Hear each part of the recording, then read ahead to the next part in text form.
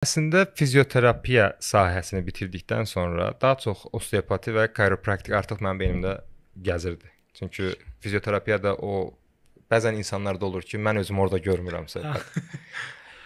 Bu Türkiyəyə 2015-ci ildə gəlib bu sahə. Təbii ki, bunu Türkiyədə 5 Amerikada təhsil alan bir müəllim bir universitetdə bunun 3 illik bir təhsil olaraq, yəni əlavə təhsil olaraq 4500 saatlıq bir praktikası, bir elmi işi və 3 illik normal təhsil olacaq şəkildə, yəni bitirdiyin təhsilin üzərinə olacaq şəkildə biz aldıq. Təbii ki, bizim fizioterapevtlərdən əlavə olaraq ortopedlər, genetik həkimləri, bizim bitirdiyimiz zaman chiropraktik uzmanı olurduq. Yəni ortoped də bitirsə, fizioterapi də bitirdiyin zaman sınıf arkadaşın chiropraktik.